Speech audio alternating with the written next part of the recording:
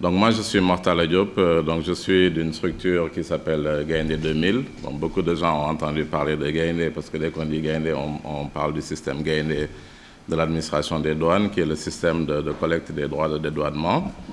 Mais notre entreprise, en fait, a été créée par la douane du Sénégal et qui porte en fait le nom de Gaindé 2000 et qui a pour vocation, en fait, l'accompagnement de la douane dans la dématérialisation des procédures du commerce extérieur. Donc, j'ai l'honneur effectivement de présenter, en tout cas d'essayer de présenter le thème sur la dématérialisation et la sécurité des données à caractère personnel.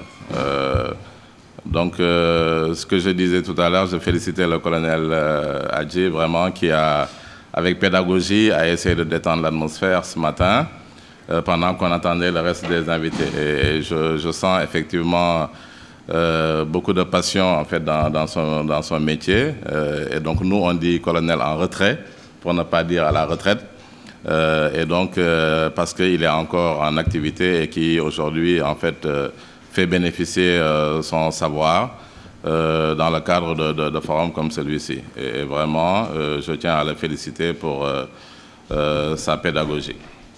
Donc moi je suis le directeur du développement international, en fait, au niveau de Gaindé 2000.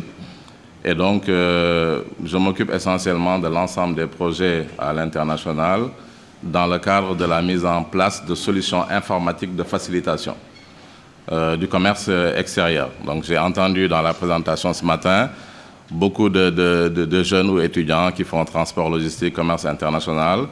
Et moi, je suis un peu dans ce domaine, mais sur l'angle de l'informatique, parce que j'ai quand même un background technologique, puisque en fait, j'ai fait des études d'informatique il y a quand même presque, je ne sais plus quand, parce que je suis sorti en 91, je ne sais plus combien d'années ça fait, et donc j'ai travaillé effectivement 16 ans à Paris, dans un cabinet de consultants, dans la mise en œuvre de systèmes d'information, avant de revenir au Sénégal, où je me suis occupé de projets informatiques. J'ai beaucoup travaillé également en Afrique de l'Est, en l'occurrence au Kenya, où on a mis en place en fait des systèmes de collecte en fait de la Kenya Revenue Authority, essentiellement tout ce qui est collecte des droits de douane, impôts, des taxes de transport, sous l'angle en fait effectivement de solutions informatiques. Je disais ce matin que je travaille beaucoup dans la normalisation des données dans les échanges internationaux, puisqu'il s'agit à travers des solutions informatiques de mettre en place en fait des plateformes industrialisées qui visent à interagir dans des plateformes informatiques pour échanger les données du commerce international. Donc ça peut être des données du transport, des données du trade, comme les certificats d'origine, la facture commerciale, les documents comme le manifeste, les déclarations en douane, les documents de transit. Et donc, en fait, moi, je travaille également dans la normalisation de ces données-là.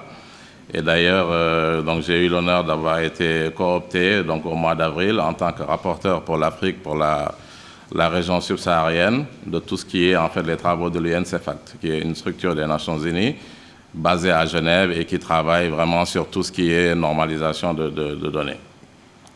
Donc pour le thème qui nous réunit aujourd'hui, sur la dématérialisation des procédures, donc je n'ai pas de support, je vais beaucoup échanger avec vous pour interagir. En fait, c'est quoi la dématérialisation déjà? Et je pense que c'est un mot à la mode aujourd'hui au Sénégal. Nous avons commencé la dématérialisation des procédures douanières en 2004. En fait, la structure a été créée en 2002.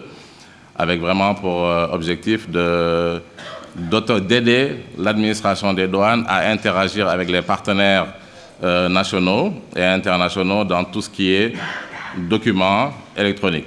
Et donc, dans ce contexte-là, nous devions mettre en place ce qu'on appelle un guichet unique du commerce extérieur. Et donc, le guichet unique, c'est donner la possibilité à un opérateur économique de pouvoir, à travers une plateforme informatisée, faire une demande dans la description d'une transaction internationale, et notre plateforme interprète cette demande-là et identifie les documents commerciaux internationaux à collecter. Et donc, nous transmettons en fait les demandes de ces documents-là vers les administrations concernées sans pour autant que l'opérateur économique n'ait besoin de se déplacer.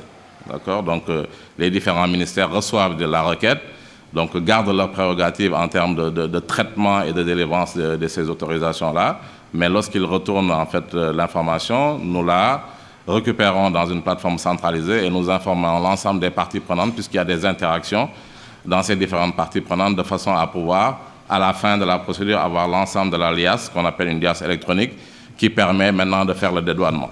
D'accord? Donc on ne fait pas le dédouanement puisque c'est l'administration des douanes, mais on aide à collecter l'ensemble de ces documents, que ce soit des documents, on entend parler de la COTECNA, la déclaration préalable d'importation, ça peut être un document phytosanitaire, ça peut être une attestation d'importation ou une autorisation d'échange délivrée par une banque commerciale, ça peut être une attestation d'assurance pour la marchandise, et donc on fait le relais informatique sans pour autant que l'opérateur n'ait besoin de se déplacer. Donc à la fin, l'opérateur a un dossier qui devient une liasse électronique qui accompagne maintenant la déclaration en douane. Et donc la dématérialisation dans ce contexte-là, c'est de permettre à l'inspecteur des douanes de pouvoir valider une déclaration en douane avec des documents électroniques qui viennent de notre plateforme. D'accord? Donc c'est ça, c'est le guichet unique du commerce extérieur. Et donc fort de cette expérience-là, nous faisons également justement la même déclinaison de ce concept de guichet unique vers d'autres administrations.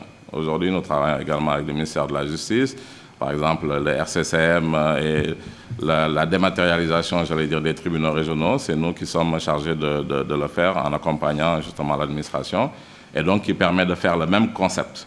Lorsqu'on parle de dématérialisation de l'état civil, en réalité, ce n'est pas de l'automatisation des archives, mais c'est d'aller vers la possibilité de donner aux citoyens de pouvoir demander par une plateforme informatisée, que ce soit une carte nationale d'identité, un passeport, que ce soit un document d'état civil, sans pour autant avoir besoin d'aller à Tamba, à Ziguinchor, ainsi de suite, et de façon collaborative en impliquant l'ensemble de ces administrations-là qui gardent, comme je dis, leurs prérogatives. La plateforme n'a pas pour vocation de se substituer et de prendre et d'automatiser ces process-là, mais a pour vocation de leur donner la possibilité de pouvoir prendre des décisions sur la base de pièces jointes que nous fournissons et qui viennent d'autres administrations.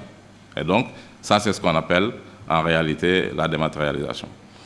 Par contre, comme je dis, c'est un mot à la mode parce que beaucoup l'utilisent aujourd'hui. On dit, on va dématérialiser. Mais dématérialiser quoi? Donc, il faut avoir une connaissance du processus et puis comprendre la valeur ajoutée qu'on essaie d'apporter.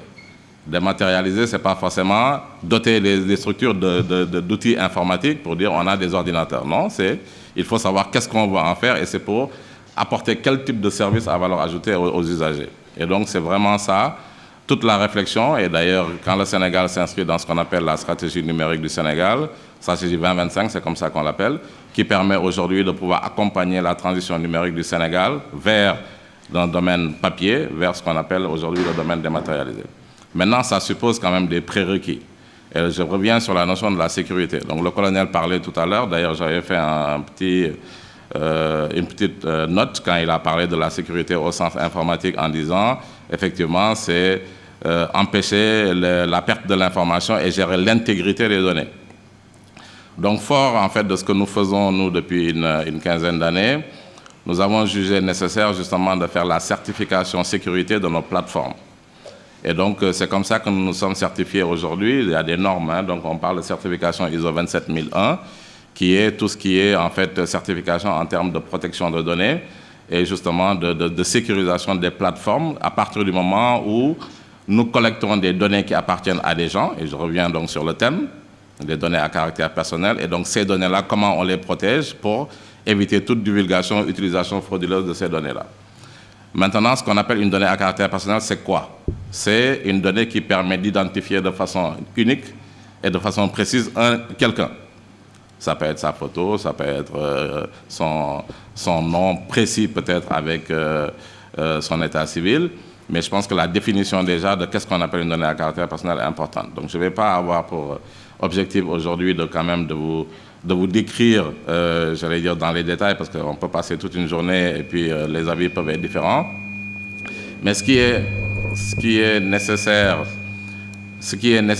sur ce thème, c'est déjà de comprendre quelle est la frontière entre l'utilisation de l'informatique à outrance et la limite de, je ne sais pas si c'est un micro ou... C'est quoi? Le quoi?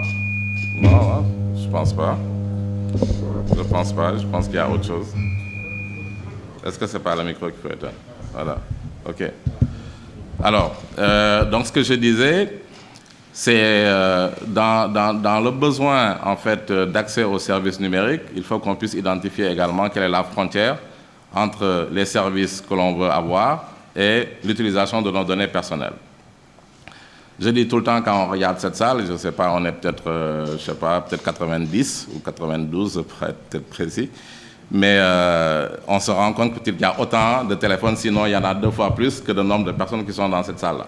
Et donc, peut-être qu'aujourd'hui, on peut nous localiser de façon très précise en sachant que M. Aïdara, M. Diop ou M. Hadji, ils sont dans cette salle-là aujourd'hui à la place du souvenir. Et je suis sûr que cette information-là, elle existe et elle est disponible. Maintenant, qu'est-ce qu'on fait de cette information? Et moi, ce que je dis tout le temps, c'est qu'à l'ère du numérique aujourd'hui, il faut qu'on soit capable d'assumer tout ce que l'on fait dans les réseaux sociaux. Si on n'est pas capable de l'assumer, il faut être réfractaire à l'utilisation de la technologie. Parce que tout le monde sait, en tout cas, on sait ce que vous faites et où est-ce que vous êtes. Après, il faut l'assumer. Quand vous regardez aujourd'hui même les principes de géolocalisation, on a beau désactiver, mais si vous regardez aujourd'hui dans certaines vidéos sur, en tout cas, les technologies et l'évolution, on se rend compte qu'on peut même activer un téléphone qui est éteint pour écouter ce que les gens y disent. Bon, alors, et j'ai bien aimé aussi, dans un des reportages que j'ai vu dernièrement, c'est que finalement, je pense qu'on a créé, c'est à l'ère de Frankenstein, hein, c'est quand on crée justement, je veux dire, un être qui devient finalement incontrôlable. Et je pense qu'on est à cette époque-là aujourd'hui. Ça veut dire que nous avons créé des choses qui devaient nous permettre de rendre un certain nombre de services et qui nous rendent beaucoup de services, hein, même en termes de sécurité. Aujourd'hui, quand on construit des bâtiments pour revenir sur la sécurité humaine, je veux dire, il y a quand même un ensemble de dispositifs incendie et tout qui sont basés sur des principes informatiques. Donc, on peut l'utiliser de façon vraiment positive, comme on peut l'utiliser également pour espionner des gens et tout ça. Et donc, c'est là où, quelque part, nous sommes tous vulnérables à partir du moment où nous avons besoin d'un certain nombre de services. Et pour ces services-là, nous avons besoin de nous exposer. Et quand on s'expose, ça veut dire qu'on a ces données, on connaît nos comportements, on sait ce qu'on a mangé hier. Je veux dire, je ne sais pas, peut-être que si vous avez vu des fois vous vous baladez dans un restaurant et puis dès que vous sortez, le lendemain, on vous demande qu'est-ce que vous avez pensé du restaurant L'Héritage ou du Savannah. Bon, parce que quelqu'un sait que vous avez mangé là-bas. Il vous demande de noter le restaurant. Donc, à partir de ce moment-là, comme je dis, nous sommes tous vulnérables. Et donc, il faut l'accepter et assumer. Donc, pour en tout cas compléter mon propos sur la partie sécurité des données à caractère personnel, maintenant, on essaie de mettre en place un certain nombre de cadres réglementaires pour permettre de dire quand vous utilisez les données de quelqu'un, il faut lui demander son autorisation, ainsi de suite. Et nous répondons tous oui. Je veux dire, quand vous avez une page où vous avez sécurité et confidentialité des données pour avoir accès à un service, tout le monde dit OK et on passe à l'étape d'après. Personne, je pense, ne lit. Et pourtant, vous êtes en train de dire que je suis d'accord qu'on utilise mes données. Voilà. Et c'est aussi simple que ça. Et à partir de ce moment-là, moi, la question que je me pose, c'est qu'aujourd'hui, on parle des giants. Et les giants, c'est Google, Amazon, Facebook, Alibaba. On peut même rajouter Microsoft dedans, et c'est ce qu'on appelle les GAFA. Et à partir de ce moment-là, on se rend compte que, mais comment ça se fait qu'on a accès à l'ensemble de ces services-là et on ne paye pas? Et je pense que c'est une question qu'il faut se poser. Et moi, je dis toujours, à partir du moment où un produit est gratuit, c'est qu'il faut se dire que c'est nous le produit. C'est nous le produit. C'est qu'on analyse nos comportements, on nous propose des nouveaux types de services, on nous propose, dès que vous avez un mail qui arrive et vous dites, voilà, je serai à Ziguinchor, je suis sûr que vous allez voir, vous allez recevoir quelque chose qui vous dit, votre hébergement à Ziguinchor, est-ce que vous y avez pensé?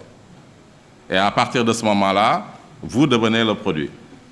Et donc, le principe du freemium, ce qu'on appelle le freemium, justement, c'est le modèle économique justement des produits qu'on dit gratuits.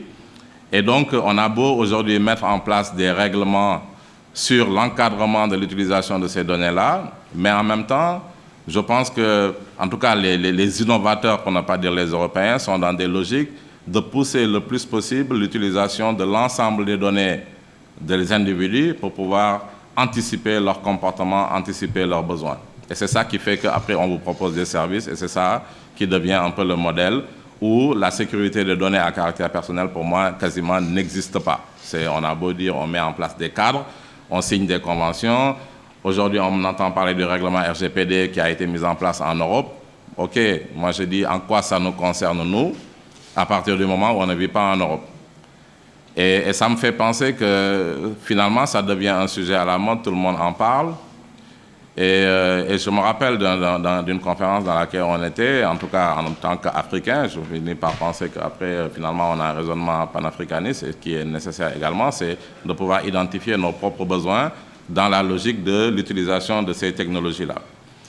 Et finalement, on finit par se rendre compte que nous-mêmes, nous sommes éduqués dans des logiques d'esclavage, hein, si vous permettez, j'utilise ce terme-là. Ça veut dire qu'on a toujours tendance à nous orienter dans ce que les autres font pour dire, ben, finalement, on va faire la même chose. Et toutes nos administrations aujourd'hui, tout ce que nous faisons, on va dire, bon, ben, tiens, on a vu une solution pareille, on va faire du benchmarking, on va aller dans tel pays, ainsi de suite. Mais on ne s'est jamais posé la question, quel est le vrai besoin de l'Africain aujourd'hui dans l'utilisation de ces technologies-là, qui n'est pas forcément copier ce que les autres y font. Et même dans la logique justement de la donnée. Et ça m'amène à un thème que je voulais partager également avec vous. Il y a un autre thème qui vient après, je pense, c'est l'entrepreneuriat. Et donc nous, dans la structure dans laquelle je travaille, nous mettons en place en fait un concours, et d'ailleurs je le dis aux étudiants, malheureusement on a fait le lancement hier, mais ça s'appelle le Gain des Startup Challenge, et qui a en fait pour vocation justement de pouvoir accompagner l'entrepreneuriat à travers en fait un concours d'innovation pour des startups, et puis qui débouche sur, en fait, c'est un concours et qui débouche sur en fait de l'incubation, donc puisque nous avons un centre d'incubation qui permet d'accompagner les entreprises dans un projet personnel, en tout cas en groupe, parce que c'est les écoles qu'on cible, hein, ça peut être UGB, ça peut être ISM, IAM, ainsi de suite. Ils sont en fait souvent dans des classes de master, et qui permettent de pouvoir en fait réfléchir sur un thème qu'on leur donne et de pouvoir nous proposer un projet qui passe dans une commission d'évaluation. Et donc les deux vainqueurs sont incubés pendant 1 an chez nous. On a pu comprendre que j'ai dit que la sécurité des données n'existait pas. Et la seconde question, c'était la sécurisation, hein, donc pour tout ce qui est sécurisation de données, salle serveur. Et puis le troisième point, c'est j'allais dire des employés spécifiques dédiés à la sécurité. Je reprécise mon propos. Hein. J'ai jamais dit que la sécurité n'existait pas, et donc pour ne pas que le monsieur reste sur sa faim. Ce que je dis, c'est que le besoin de sécurisation doit être un processus permanent et continu. Parce qu'aujourd'hui, de plus en plus qu'on utilise les outils technologiques, on s'expose de plus en plus sur l'exposition de nos données à caractère personnel. Et donc, le besoin justement de réinventer cette logique-là de quelles sont les mesures de sécurité devient un besoin quand même qui est aussi cyclique et permanent que l'évolution de la technologie. Et donc, à partir de ce moment-là, les entreprises aujourd'hui, à chaque fois qu'il y a des mesures de sécurité, en tout cas technologiques nouvelles, il faut se dire qu'il y a des hackers qui font la même chose. C'est-à-dire qu'ils sont là que pour regarder comment créer des failles dans un système dit sécurisé, parce que c'est leur challenge à eux. Et d'ailleurs, en regardant ça, pour venir sur peut-être la troisième question, quand on prend les grandes structures américaines, ils recrutent en leur sein des hackers pour permettre de regarder la vulnérabilité de leur système, et ça leur permet d'anticiper l'ensemble de cette problématique-là de sécurité. Dans notre entreprise, comme je dis, nous ne manipulons pas en tant que tel des données à caractère personnel. Nous manipulons des données qui sont plus des données liées au commerce, liées à tout ce qui est importation, exportation, ainsi de suite. Par contre, les entreprises sont identifiées, mais les entreprises, ce n'est pas forcément des données personnelles. Mais nous manipulons aujourd'hui quand même des données d'individus qu'on est capable d'identifier, ne serait-ce que même notre personnel. D'accord? Combien de temps ils sont malades, combien d'enfants ils ont, ainsi de suite. Ça, c'est des données quand même à caractère personnel. Donc, ce que je dis, au contraire, je dis que la sécurité à 100% n'existe pas. C'est ça que je suis en train de dire. Voilà. Et donc, à partir de ce moment-là, il ne faut jamais dormir sur ses deux lauriers en pensant qu'on a sécurisé parce que simplement, on a mis en place un certain nombre de mesures de sécurité. On a vu des systèmes qu'on avait dit les plus sécures, Quand aujourd'hui on vous dit les Russes ont pénétré le système des élections aux États-Unis, je donne juste ces exemples-là, on en parle depuis pratiquement 18 mois, et quand même, je ne pense pas aujourd'hui que les États-Unis ne prennent pas ça comme étant quelque chose de très sérieux. Mais par contre, on leur a démontré qu'ils avaient la possibilité, en fait, de pouvoir pénétrer leur système. On a vu récemment aussi, si vous avez suivi la télé, il y a un Indien, un jeune hacker, et sa passion, c'était de prendre de l'argent dans les banques. Et après, en fait, c'était des petits montants qu'il prenait dans des transactions, et après, il le reversait aux nécessiteurs. Et il était tout content quand on l'a arrêté parce que lui, il a donné des millions de dollars à des gens qu'il a pris à des banques en prenant des petits centimes par-ci, par-là. Et donc, c'est pour dire que la sécurité à 100% n'existe pas dans ce sens-là. Parce qu'à partir du moment où on se pense en sécurité, on nous a montré qu'on avait la possibilité de pénétrer le système. Et il y a un terme que je n'ai pas voulu utiliser parce que c'est quand même des termes très techniques. Aujourd'hui, quand on parle d'informatique, vous entendez souvent parler de solutions en cloud. Vous parlez en cloud ou dans le nuage, on entend parler de big data, mais finalement, l'ensemble de ces termes-là, qu'est-ce que ça veut dire pour nous? Et le principe de big data, quand on parle de big data ou de blockchain, en tout cas, big data c'est autre chose, mais quand on parle de blockchain, on est quand même dans la logique de dire comment créer des algorithmes de contrôle qui permettent de contrôler qu'une information est fiable et dont la source est également fiable. Et après, ça devient, comme je dis, un mot à la mode. Moi-même, je suis dans l'informatique. Je ne dis pas que nous-mêmes, on ne fait pas des efforts pour ça en permanence. Mais ce que je dis, c'est qu'il y a des phénomènes qui viennent comme ça, qui nous viennent de l'Europe. On nous dit, voilà, block data. Et tout le monde dit qu'il faut normaliser son application en block data ou en blockchain. Mais finalement, pourquoi faire? Parce qu'à partir de ce moment-là, on dit on respecte une norme. Ensuite, on met en place des nouvelles normes de sécurité. On dit on respecte ces normes-là, mais ça ne veut pas forcément dire qu'on n'est pas vulnérable. Et donc, ce que je disais tout à l'heure, c'est le fait de dire que c'est un processus continu. Aujourd'hui, nous-mêmes, nous avons, quand je parlais de RSSI, ça veut dire que nous-mêmes, nous avons un monsieur sécurité de l'information, dont la responsabilité est de faire en sorte que notre système est le moins vulnérable possible. Mais ça me ramène sur la sécurité quasiment même physique. Nous avons refait notre audit de certification ISO 27000, qui est la certification de notre data center, qui est, donc quand on est certifié, ça suppose qu'on a quand même une certaine norme de sécurité. Et pourtant, l'auditeur, la première chose qu'il a remarqué quand il est venu, il y a eu une faille de sécurité, mais qui est liée à l'agent qui était devant la porte. Parce que quand il est venu, il s'est présenté, donc on doit lui donner un badge qui théoriquement est un badge visiteur pour entrer. Mais on l'a présenté comme étant, il y a un monsieur qui vient auditer et qui est là. Alors, il s'est trompé, il lui a donné un badge qui n'était pas forcément le bon badge. Et donc, le monsieur, comme c'est un auditeur, la première chose qu'il va, il va au data center, il passe le badge et tiens, ça s'ouvre. Et ensuite, finalement, là, on a une faille de sécurité. Donc, ce n'est pas que le système n'est pas sécurisé, c'est que quelqu'un a eu accès, il aurait pu maintenant faire du sabotage, débrancher un câble et ainsi de suite. Mais on a eu un vrai problème de sécurité, mais qui est lié au comportement humain.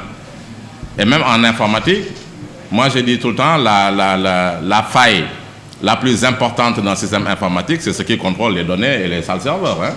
Parce que c'est eux qui, à un moment donné, ont accès à l'ensemble de l'information et qui, donc, pour moi, qui sont les gens qui, s'ils ne sont pas intègres, sont les gens qui sont les plus à risque par rapport à nos mesures de sécurité. Et donc, ça, ce sont des dimensions qu'il faut forcément intégrer. Et donc, à partir du moment où on donne accès à je veux dire, une chaîne d'information sensible à quelqu'un qui a la possibilité de pouvoir contrôler cette information-là, ou même donner à un concurrent, parce que ce que je dis là, ça peut aller plus loin. Je regarde une information, je suis de mèche avec un concurrent et j'explique à ce concurrent-là que celui-là, il a acheté à son sac d'oignons à 100 francs et donc vous l'avez acheté à 500 francs, raison de plus pourquoi il arrive à vendre à 110 francs. Et donc, qui est une information concurrentielle et donc qui est quand même d'une donnée qui est quand même relativement sensible. Donc, ce que je dis, c'est que le principe de la sécurité est un processus continu. Il faut absolument que ce soit autant dans le domaine même de nos maisons, c'est pas parce qu'on a fermé nos portes qu'on pense qu'on a plus on est en sécurité. Et donc, dans l'informatique et dans la sécurité des données à caractère personnel, c'est le même principe. Maintenant, lorsqu'on parle de personnel dédié, et quand je parle du RSSI, c'est ça. Ça veut dire qu'à partir du moment où une entreprise se sent aujourd'hui obligée de prendre des mesures de sécurité, à partir de ce moment-là, on a créé un profil nouveau. Et donc ce profil-là est un profil de quelqu'un dont la responsabilité est la sécurité de l'information. Maintenant, j'ai bien entendu ce que vous avez dit également, qu'on fait. Parce que même nous, dans la logique de l'incubation, des fois, il nous arrive d'avoir des entreprises qui sont spécialisées dans la sécurité. Et donc, on utilise effectivement leurs services pour permettre de pouvoir faire des tests d'attaque, des tests de vulnérabilité et qui nous permettent de pouvoir effectivement diagnostiquer ces types de sécurité-là. Quand vous allez dans les grandes banques, je suis sûr que vous avez des pôles sécurité. Quand vous allez, la douane que je connais bien, ils ont également un chef de pôle sécurité et dont la responsabilité, c'est uniquement ça. Et donc, c'est pour dire simplement, je pense qu'aujourd'hui, la notion de la sécurité de données caractère personnel est un élément important, mais jusqu'où ça doit aller à partir du moment où on utilise des outils technologiques qui sont des outils qui eux-mêmes sont vulnérables. Parce que le téléphone qu'on vous donne, on l'utilise tous, mais personne ne sait comment il est construit à l'intérieur. Et est-ce qu'on n'est pas capable aujourd'hui de pouvoir vous écouter pendant que je suis là? Peut-être qu'il y a quelqu'un qui est en train de dire qu'est-ce que Mortala Diop. Et donc, c'est M. Diop, hein, M. Diouf, c'est mon collègue le RSSI qui n'est pas venu. Et je terminerai pour répondre au commandant donc, des sapeurs-pompiers. Simplement, quand vous dites qu'est-ce qu'il faut faire, et moi je pense que qu'est-ce qu'il faut faire, c'est de continuer à réfléchir en permanence, de se dire aujourd'hui comment on gère la sécurité dans la mesure où aujourd'hui une partie de la sécurité, c'est également la perte des archives, ce que vous avez dit. À partir du moment où aujourd'hui on a bâti notre système aujourd'hui de fonctionnement sur la collecte des données qui sont des données informatiques, ça veut dire que la sécurité de ces données-là devient quasiment indispensable parce que lorsqu'on perd ces archives-là, c'est comme si on disait on avait perdu l'état civil du Sénégal. Je donne un exemple comme ça. Ça veut dire que si on perd l'endroit où c'est archivé, on perd l'état civil du Sénégal. Ce que je dis également un peu technique, parce que je n'ai pas envie d'aller trop technique, c'est que nous mettons en place aujourd'hui des systèmes de ce qu'on appelle de disaster recovery et des plans de secours.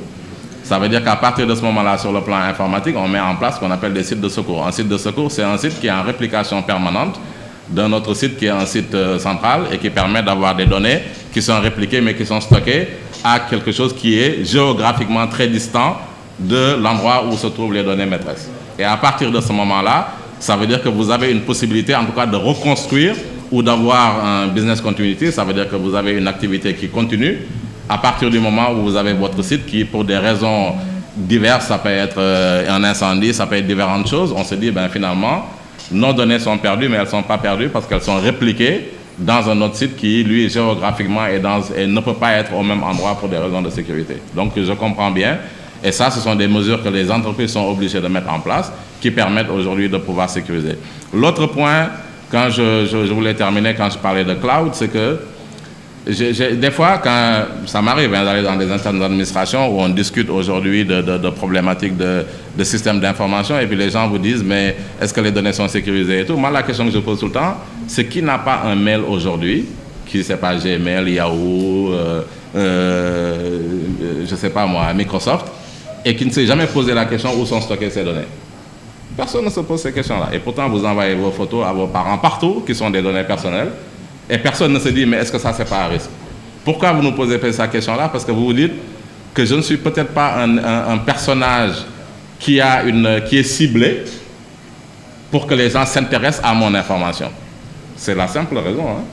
Et donc, c'est juste le fait que vous vous êtes catégorisé comme un individu qui n'est peut-être pas un individu intéressant pour ne pas partager vos données. Quand vous êtes le président de la République, vous ne le faites pas. Quand vous avez écouté l'histoire d'Hillary Clinton, c'est exactement la même chose. On dit qu'elle a utilisé ses mails personnels pour transférer des informations qui sont des informations de State House. Donc à partir de ce moment-là, on l'accuse d'avoir elle-même créé le risque de la sécurité de données de la Maison-Blanche. Et pourtant, ce n'est pas un problème informatique, c'est un problème de comportement humain. D'accord ? Et donc c'était simplement pour vous dire ça, que je voulais terminer en tout cas pour ne pas être trop long dans la réponse. Je pense que c'est un sujet qui à lui tout seul pourrait prendre une conférence entière parce qu'il y a quand même beaucoup d'experts sur ces questions-là et qui pourraient chacun sous un angle différent pouvoir aborder la question différemment. Merci.